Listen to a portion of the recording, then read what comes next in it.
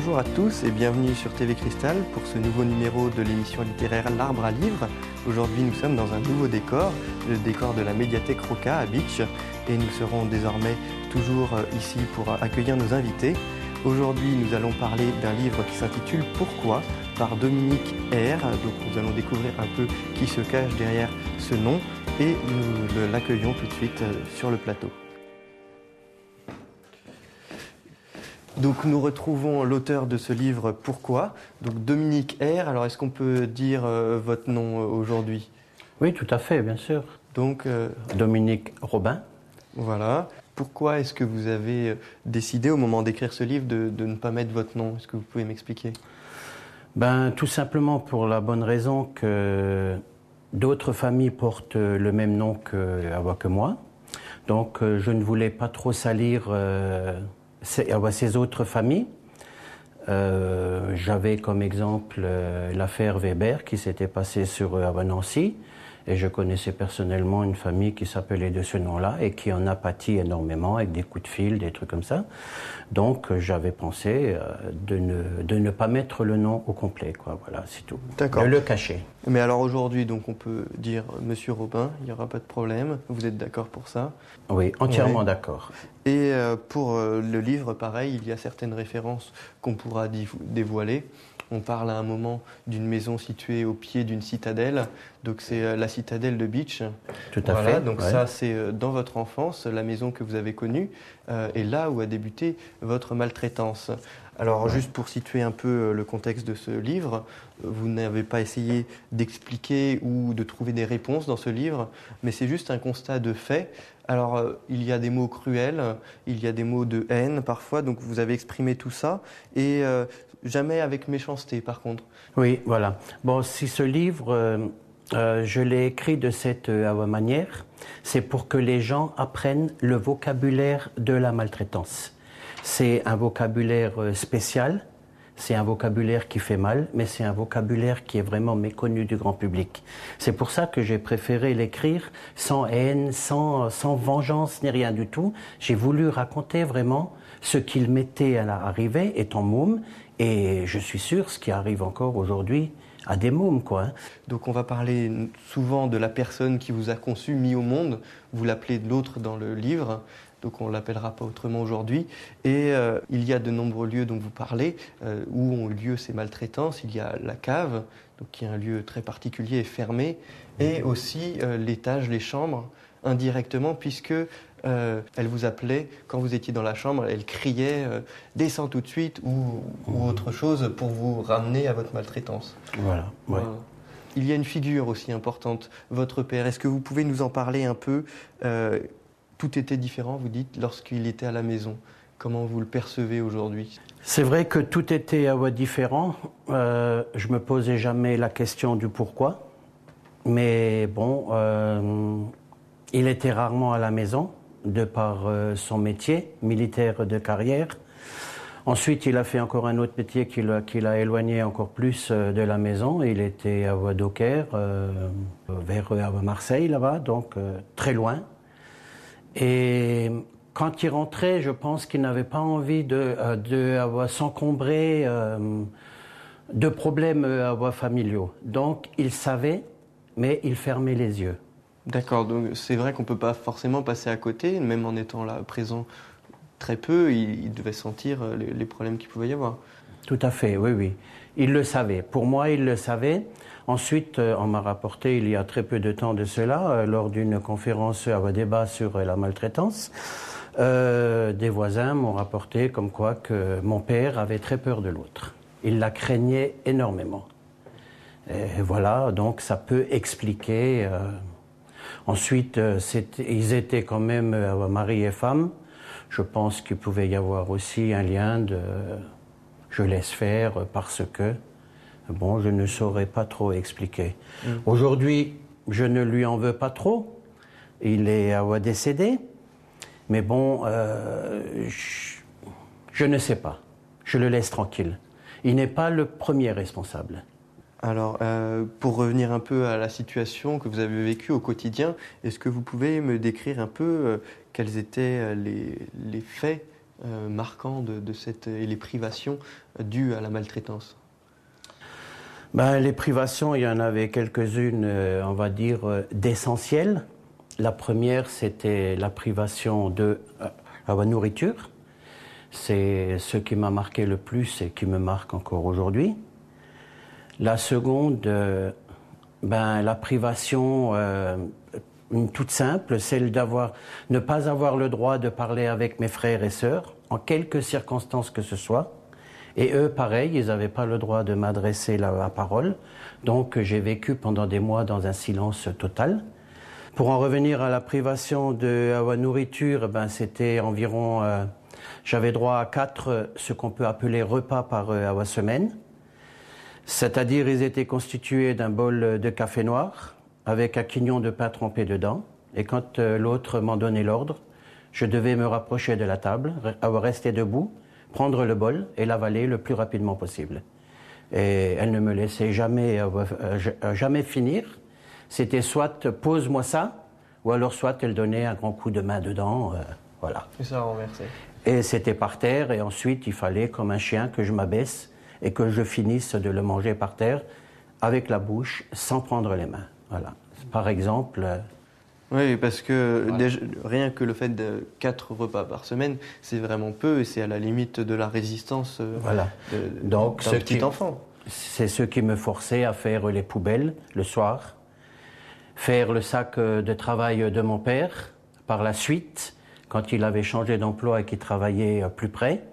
Là-dedans, je trouvais toujours des miettes, voire souvent un petit morceau de pain. Je me doutais qu'il le faisait exprès de le laisser. Ou alors de couper une légère tranche de pain dans le buffet sans que ça se remarque. Et cela toujours de nuit, bien sûr. Et vous avez aussi subi des vraies tortures physiques. Est-ce que vous pouvez me raconter un peu comment ça se passait? C'était simple, oui.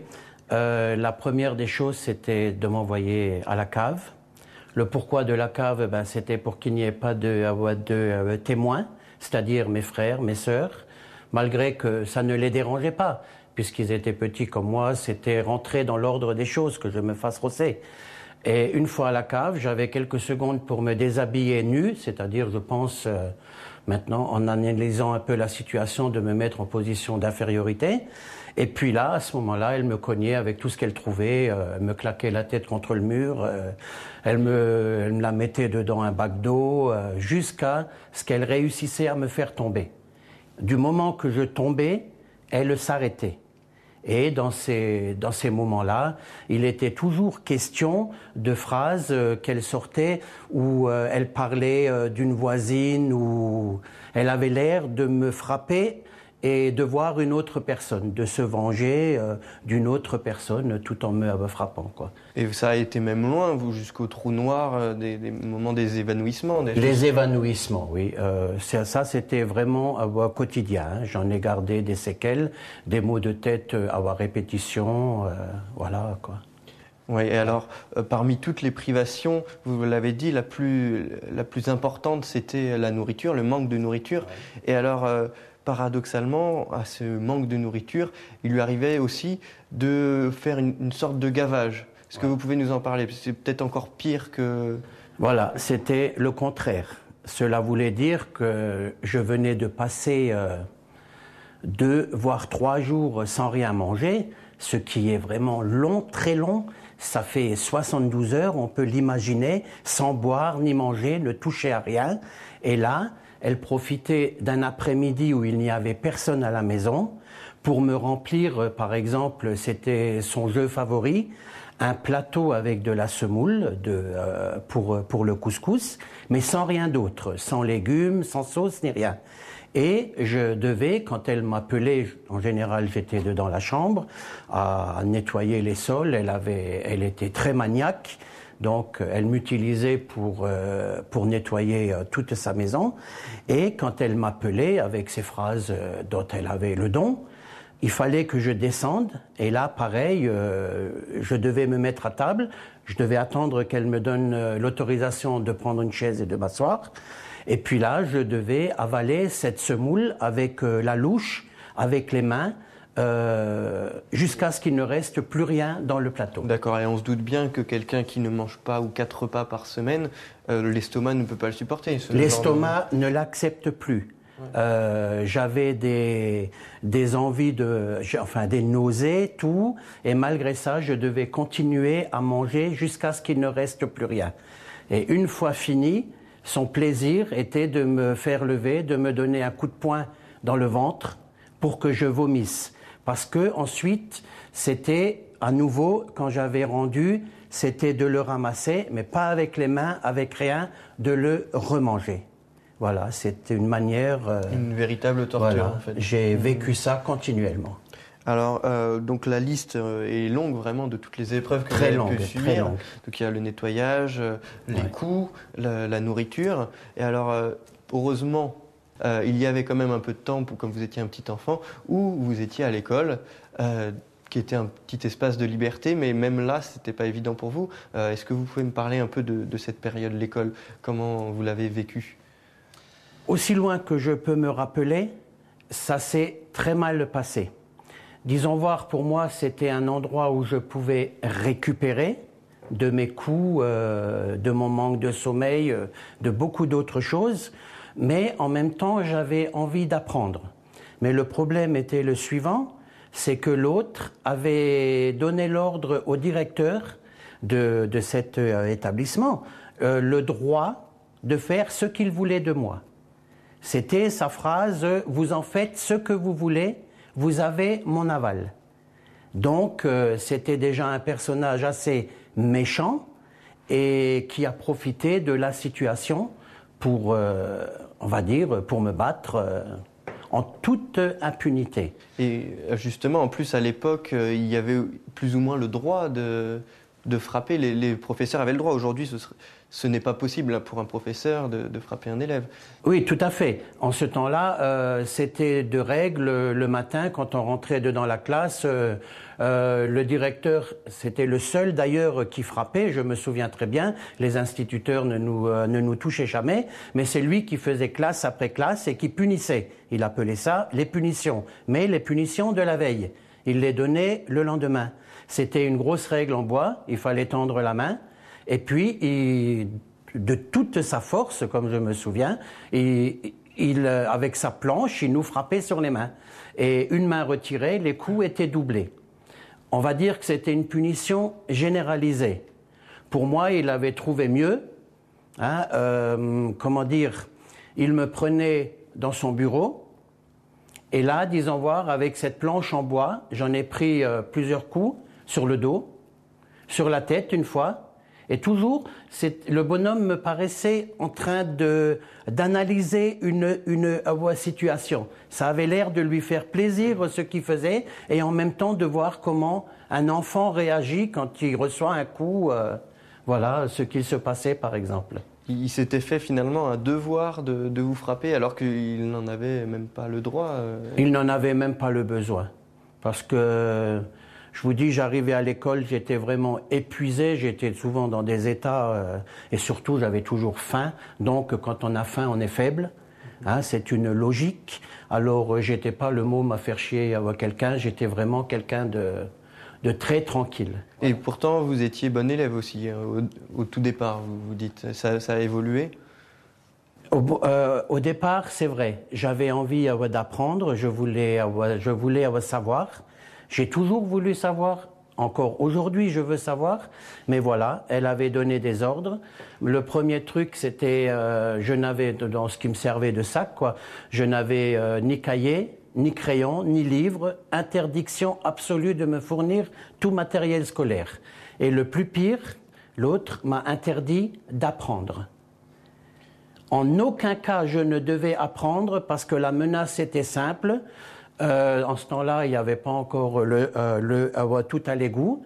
Donc, dans les toilettes, sous les toilettes, il y avait une grande fosse aseptique. Si jamais elle apprenait que j'ai appris quelque chose mieux qu'un autre élève de la classe, c'est là-dedans qu'elle me noierait. Voilà. Donc c'était une menace. C'était une menace de mort. Et c'est quand même difficile de ne pas apprendre qu'on est enfant. On a vraiment envie de découvrir, on a envie de... Voilà. Alors, à force de faire, j'ai trouvé une solution. J'ai commencé à me débrouiller à apprendre sans cahier ni livre, ni crayon, ni rien du tout. C'est-à-dire, j'apprenais tout par cœur. Voilà. Et je continue encore aujourd'hui d'apprendre de cette manière-là, quoi. D'accord. Et toute votre enfance s'est passée dans ces conditions, donc ça a duré un certain temps, mais ça s'est arrangé petit à petit parce que les gens autour de vous se rendaient compte quand même de ce qui se passait. Est-ce que vous pouvez me dire un peu les étapes de cette sortie de l'enfer un peu? C'est-à-dire qu'il y avait deux voisines qui s'intéressaient, on va dire, qui s'intéressaient à ce qui se passait et qui avaient un peu du courage vis-à-vis de l'autre. Elles n'avaient pas vraiment peur d'elle. Donc, elles ont déposé une première plainte, parce qu'un jour, un gendarme est venu me voir, gendarme ou policier, je ne me rappelle plus, mais est venu à la maison. Elle m'avait programmé auparavant, l'autre, c'est-à-dire, elle m'a emmené dans la chambre, elle m'a montré une armoire, tu montreras que ça, c'est ton linge. Alors que ce n'était pas à vous du tout, hein, parce que ce que vous dites dans le livre, le linge ne vous appartenait pas. Le linge ne m'appartenait pas.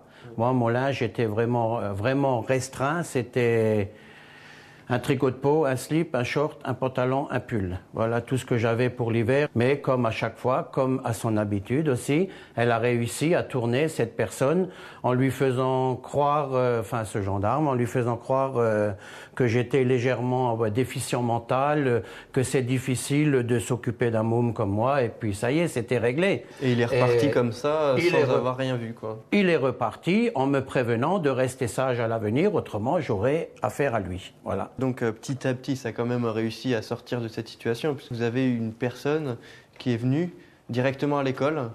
Voilà, c'est une assistante sociale un jour qui est venue à l'école. L'instituteur m'a ordonné de préparer mon sac et de sortir de la classe. Voilà. Je ne comprenais pas, je ne voulais pas d'ailleurs. Je me suis un peu révolté même, je ne pigeais pas ce qui se passait. Et puis à un moment donné, comme je le raconte dans mon livre, il s'est passé quelque chose. D'un coup, j'ai commencé à me laisser faire.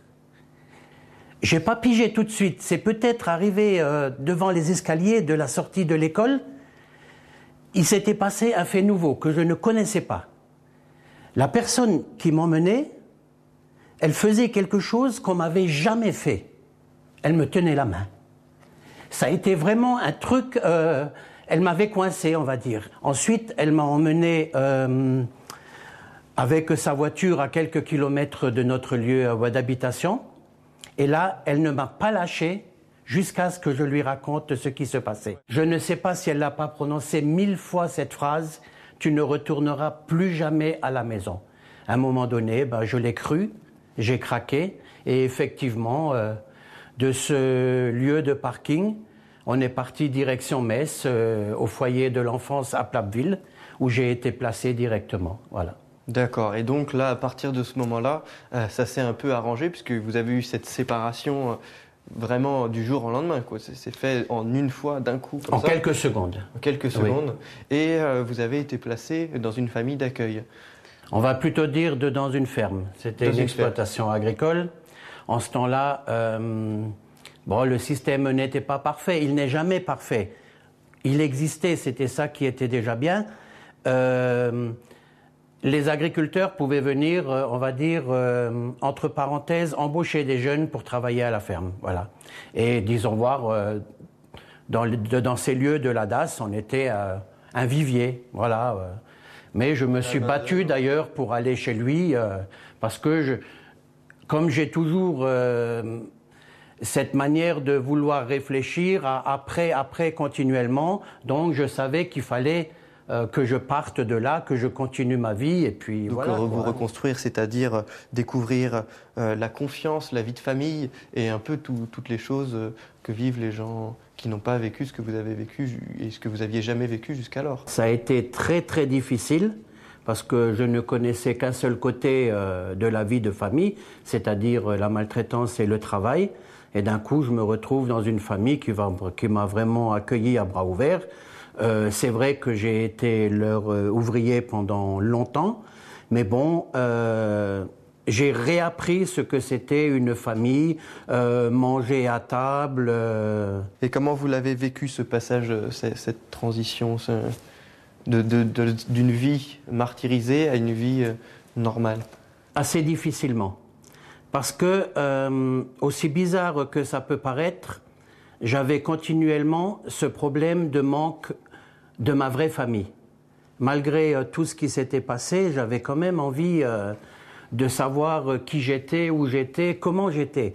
Donc j'étais toujours en train de penser à cette famille, quoi, mes frères, mes sœurs, malgré que, encore aujourd'hui, je n'éprouve aucun sentiment pour eux. Mais je crois que l'être humain, il a besoin de ça, d'avoir quelqu'un ou un lieu où il peut se sentir chez lui, quoi. Mais bon, vous les avez revus à l'occasion d'un procès, donc vous en parlez aussi dans le livre, Oui. Justement pour ce qui est de la garde et du fait que vous ne soyez plus leurs enfants. Vous avez été retiré de cette famille, et est-ce que vous avez essayé quand même de les revoir? Est-ce que vous les avez revus par la suite?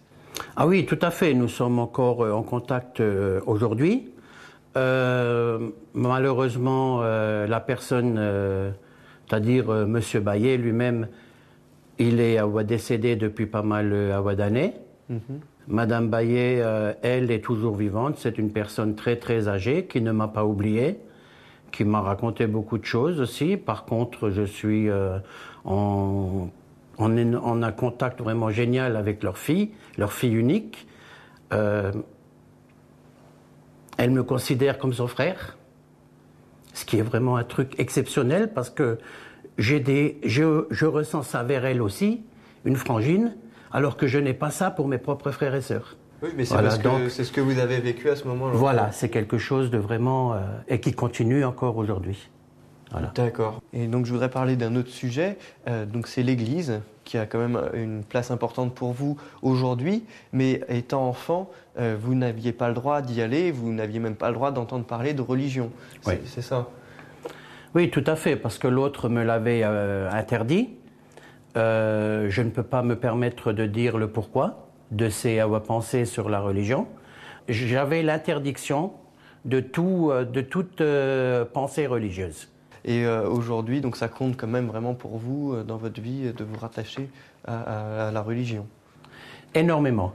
La religion prend une part énorme dans ma vie, sans excès, mais par un très grand respect. Ça m'est vraiment personnel, mais j'estime que l'être humain a besoin d'un repère, autant sur le plan familial que sur le plan spirituel. C'est une logique de la vie. Donc, je défends vraiment cette idée à fond qu'on a besoin, quelle que soit la religion, on a besoin de croire en quelque chose.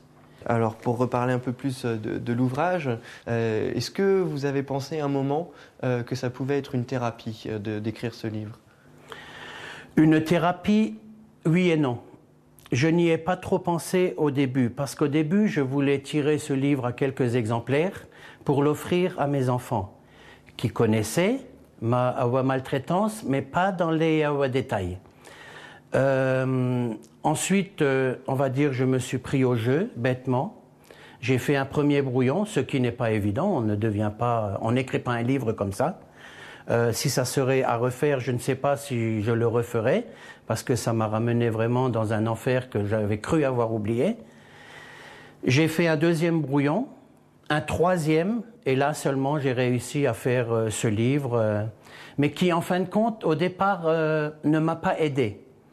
J'avais l'impression de me prostituer vis-à-vis des autres gens, et le plus pire, c'est que je défiais un peu les lois de notre nature. Ça veut dire, en général, un homme, ça doit être fort, ça doit être, c'est irréprochable, ça ne pleure jamais et tout. Et là, voilà un mec qui vient raconter sa maltraitance, un type qui chiale devant tout le monde, quoi. Voilà.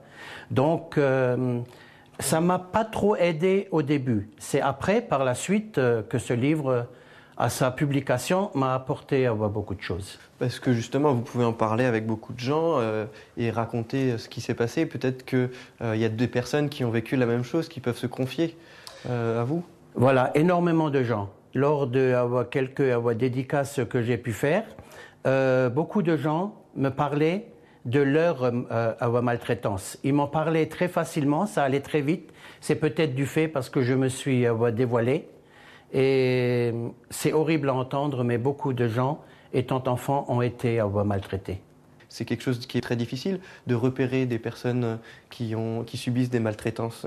Oui, disons voir les gens, de les entendre parler et de pouvoir leur expliquer ce qu'est la maltraitance fait que c'est un apport positif dedans à tous les sens. Et justement, les personnes qui sont dans le cas où vous étiez quand vous étiez petit ne se rendent pas forcément compte. Il faut le recul nécessaire pour se rendre compte de la maltraitance et accepter le fait qu'on ait été maltraité, que ce n'est pas une situation normale. Ah oui, tout à fait. Oui, oui. C'est vraiment une question de prendre sur soi-même, de savoir écouter aussi, parce qu'il est très facile de parler, mais il est beaucoup plus difficile d'écouter. J'ai appris à écouter. Avant, je n'acceptais pas le fait de savoir qu'une autre personne aurait pu souffrir autant que moi, voire même plus que moi.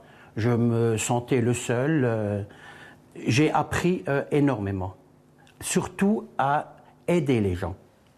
Ben justement, est-ce que vous avez une action pour la prévention? Est-ce que vous essayez de faire en sorte que ça ne se reproduise pas, que d'autres enfants puissent bénéficier de vos enseignements, enfin de tout ce que vous avez vécu, de votre expérience?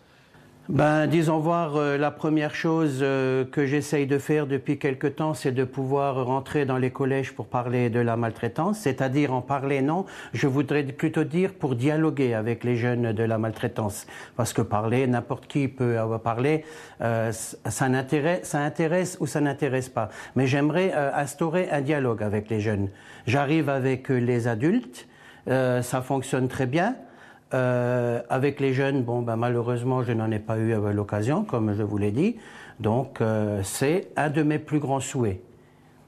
Voilà. D'accord. Et notamment, vous m'avez parlé d'un livre que vous êtes en train d'écrire, un livre pour la jeunesse. Oui, voilà. Donc, avec mes enfants, plus une amie, nous sommes en train de préparer un sujet livre jeunesse qui a trait à la maltraitance. C'est pas évident. Mais bon, on espère réussir à le faire. C'est très très délicat. Il faut trouver la tranche d'âge que ça peut intéresser. Voilà quoi. Autrement, je suis en train d'écrire aussi un livre sur ma reconstruction. J'ai vu avant un titre d'un ouvrage ici même à cette médiathèque qui parle de résilience.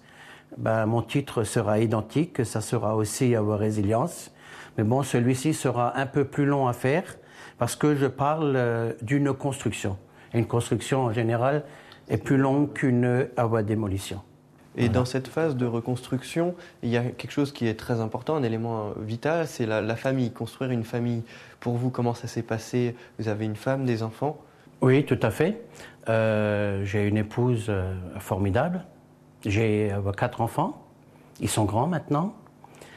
Ça a été très délicat au début parce qu'il m'a fallu trouver quelqu'un, je le reconnais aujourd'hui à mon image. J'aurais été supporté par très peu d'autres femmes, j'en suis pratiquement sûr. Et puis j'ai eu la chance du premier coup de trouver celle qui, on va dire, c'est peut-être pas très amoureux, mais qui me convenait. Ça veut dire une superbe maman qui a élevé mes enfants avec amour. Vu que moi j'avais toujours peur de plonger dans le côté maltraitant, donc j'ai déchargé pratiquement tous les pouvoirs à mon épouse. Moi par contre, je me suis occupé du boulot, de ramener suffisamment sur la table, ce qui n'était pas le cas chez nous dans le temps. Et voilà quoi, tout s'est très bien passé. Je n'ai jamais touché mes enfants. Ça m'a été pratiquement impossible. Donc cette famille, ça vous a permis, vous, de vous appuyer sur un roc pour pouvoir bâtir et retrouver des repères dans votre vie. Il m'a fallu construire cette famille Comme on construit une maison, une cathédrale, voilà. Et c'est un beau témoignage que vous nous laissez là avec ce livre. Donc je recommande à tout le monde. Donc Pourquoi de Dominique Robin.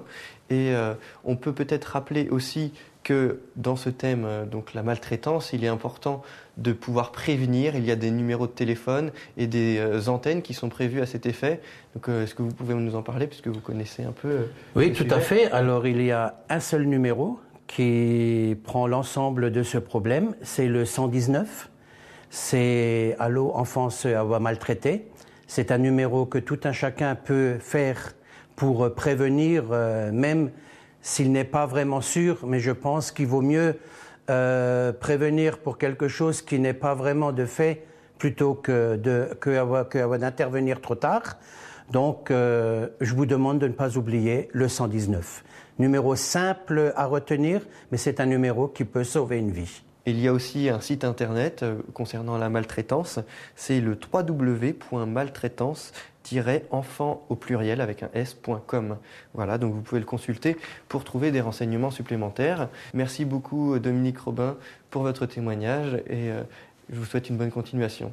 Je vous remercie beaucoup. Et nous allons donc passer maintenant à notre rubrique jeunesse en relation avec la médiathèque qui nous propose chaque mois une thématique pour la jeunesse. Ce mois-ci, c'est les animaux domestiques et nous retrouvons tout de suite Stéphanie qui va nous présenter quelques ouvrages pour les différents âges de la jeunesse.